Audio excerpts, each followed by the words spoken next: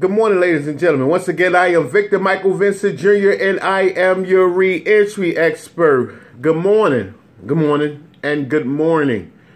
This is going to be an ugly one, ladies and gentlemen. However, I think it's something that needs to be said. And I know I'm going to step on a whole lot of toes when I say this. It's amazing to me how we look at our neighbor's yard and say, man, look at his yard. He got trash everywhere. But in our own yard, we have 2 or 3 old used cars, a whole bunch of other junk. We tend to look at other people's lives and problems like we don't have our own. And I'm saying this because I just watched a news story about a girl who was beat to death in a fight and died in South Carolina.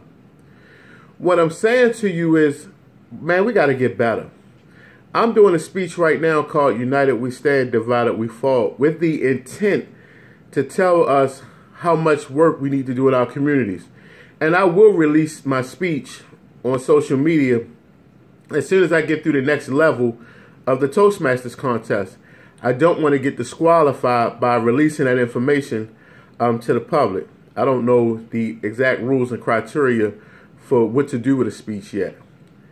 But what I'm saying is, man, we have people right here. Growing up in Park Heights and Pimlico as a kid, it was almost like I lived in a combat zone, because it was. We look at people overseas and these wars overseas, and we have wars right here in Chicago, Detroit, California, and Baltimore, Maryland. Man, people are shooting out like it's the OK Corral, and then we wonder why people aren't successful in those environments.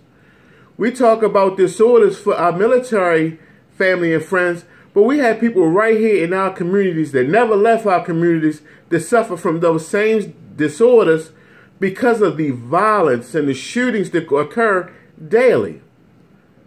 And we don't want to acknowledge or address or get those people help. We can't even stop the violence in a city like Baltimore, Chicago. We haven't even begun to scratch the surface on how to stop it. However, I know it's stopped in Manhattan. So it can be done, but it's going to take a whole lot of work, and it's going to take a whole lot of us coming together to fix the problems.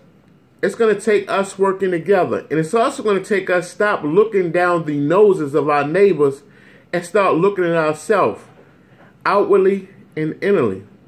What can you do to bring a positive effect or positive change on your community?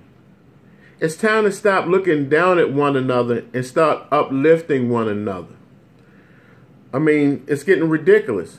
You got all these federal prisoners ready to come home because of the criminal justice reform bill. And what are they going to do? Where are they going to go? What are they coming home to? We have people out here we know that are struggling with addiction. Why aren't we supplying them help? Why aren't we finding programs for them to go into? Why isn't everybody monitoring their communities? Let's get some neighborhood watches established.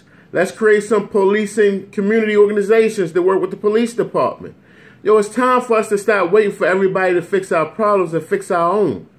We ugly, family. We really, really ugly out here. Our kids are dying by gun violence. Our kids are being snatched away and stolen in the middle of the day, disappearing. We ugly, family. It's time for us to get involved. It's time for us to go out our communities, and it's time for us to support our communities. Join any grassroots organization. You have 1 million of them out here. Just sign up and walk in the door and say, hey, what can I do to help? I assure you there's a way you can help. Once again, ladies and gentlemen, I am Victor Michael Vincent Jr., and our ugliness is becoming our reality. Y'all have a blessing.